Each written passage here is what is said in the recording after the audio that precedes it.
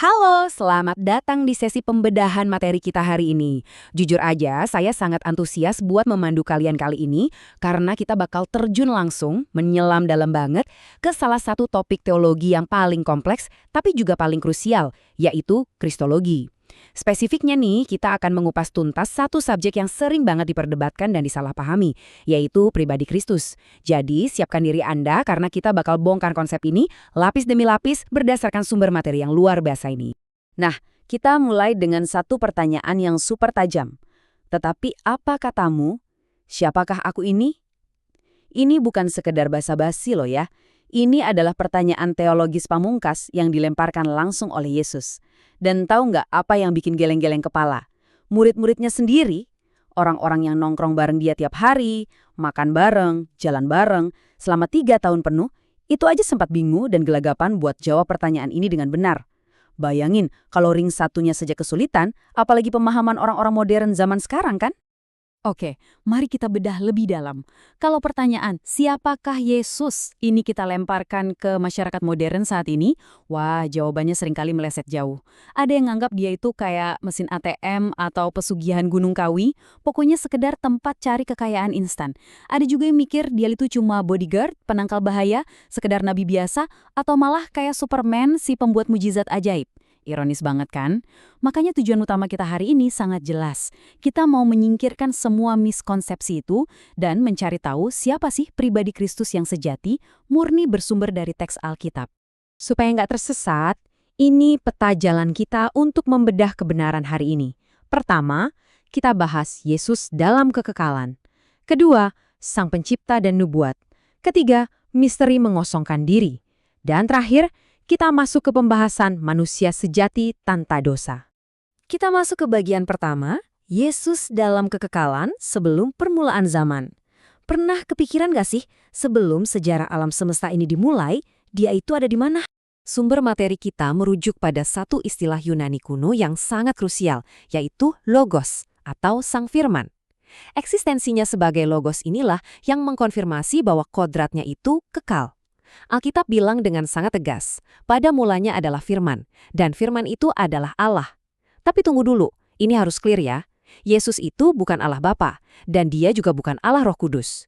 Dia punya identitasnya sendiri sebagai Allah Anak, yaitu pribadi kedua dari Tritunggal yang secara kekal sudah ada selalu bersama dengan Allah Bapa. Dan ini jelas banget memperlihatkan perbedaan antara fakta dan hoaks sejarah. Kalau kita lihat ke belakang, ada tokoh-tokoh gereja mula-mula kayak Arius dan Origen yang sempat bikin ajaran keliru. Mereka bilang Yesus itu diciptakan, atau malah cuma Allah kelas 2 yang levelnya di bawah Bapa. Wah, teks Alkitab langsung membantah keras hal ini.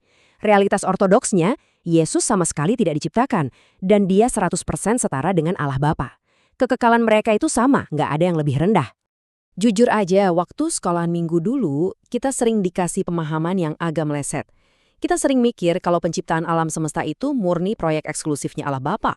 Terus Yesus cuma duduk santai nunggu giliran inkarnasi. Sama sekali bukan begitu. Coba deh perhatikan pernyataan di Yohanes pasal 1 ayat 3 ini.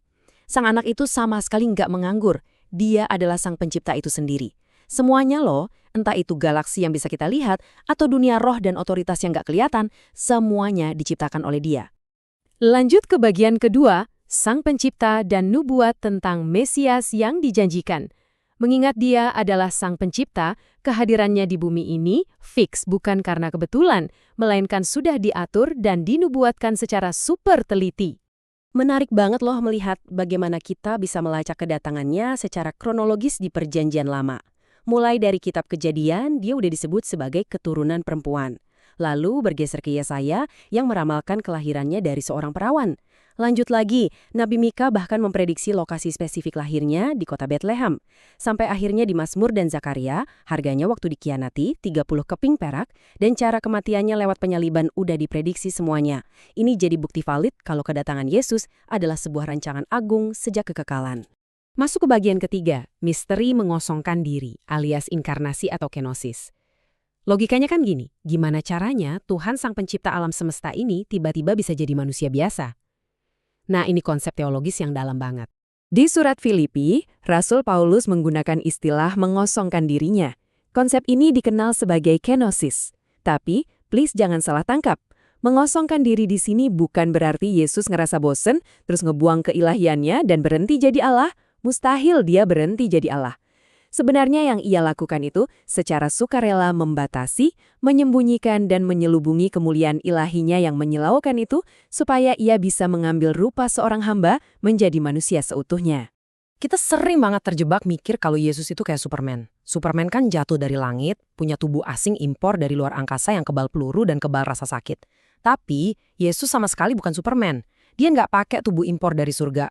Yesus benar-benar ngambil natur manusia sungguhan. Dia dikandung 9 bulan, lahir dari seorang perempuan, punya daging, darah, dan tulang layaknya manusia. Tubuh biologis itu bisa ngerasa lapar yang perih, bisa capek, dan jelas bisa hancur berdarah-darah waktu dicambuk dan dipaku di salib. Kemanusiaannya sangat nyata. Memasuki bagian keempat, manusia sejati tanpa dosa atau sang Adam kedua. Nah, pemahaman tadi memunculkan satu pertanyaan kritis ala Sokrates nih. Kalau Yesus mengambil wujud manusia 100%, apakah dia mewarisi dosa asal Adam? Poin kuncinya ada di sini. Yesus punya kemanusiaan yang komplit. Dia bukan semacam robot ilahi berlapis kulit manusia. Selain punya tubuh fisik, dia punya jiwa dan roh manusia. Emosinya pun otentik, dia menangis di makam Lazarus, dia merasa gentar di Getsemani, dan dia bahkan melewati proses normal manusia, yaitu tumbuh bertambah besar secara fisik dan belajar supaya bertambah dalam hikmat. Kemanusiaannya sama sekali nggak dipalsukan. Terus gimana urusannya sama masalah dosa? Disinilah Alkitab membedakan antara Adam pertama dan Kristus sebagai Adam kedua. Gini, Adam yang pertama menurunkan dosa asal ke semua keturunannya lewat garis keturunan biologis laki-laki. Karena misi Kristus adalah untuk memulihkan dunia yang hancur, bukan cuma buat beranak cucu secara biologis, dia harus lahir dengan cara yang sangat spesifik. Kelahirannya dari seorang perawan, dikandung oleh Roh Kudus tanpa benih manusia laki-laki, itu secara otomatis memutus rantai pewarisan dosa asal. Hasilnya, dia itu manusia sejati, tapi sama sekali tanpa noda dosa. Mari kita lihat bagaimana ini semua membangun argumen teologis pamungkas kita. Penting banget untuk membedakan antara natur atau kodrat dengan pribadi atau person. Waktu inkarnasi, Yesus nggak tiba-tiba bikin dua kepribadian atau jadi punya kepribadian ganda. Natur manusianya yang terbatas ini secara teologis ibaratnya menumpang pada satu-satunya pribadinya, yaitu pribadi ilahi yang emang udah ada dari kekekalan. Dan karena identitas aslinya adalah pribadi Allah, maka dia tidak memiliki potensi sedikit pun untuk berdosa, meski dia dihadapkan pada pencobaan yang nyata. Nah, kita sampai pada paradoks puncaknya, Allah atau manusia. Kita sudah berhasil membedah eksistensinya, mulai dari keabadiannya di kekekalan, sampai ke misteri inkarnasinya yang sepenuhnya tanpa dosa. Menyintesis semua informasi luar biasa yang baru aja kita selami bersama, kita kembali dihadapkan pada satu pertanyaan tajam yang menyimpulkan paradoks terbesar ini. Jadi, apakah Yesus itu sebenarnya Allah atau manusia? Jawaban atas misteri inilah yang harus terus kita renungkan. Wah, seru banget kan?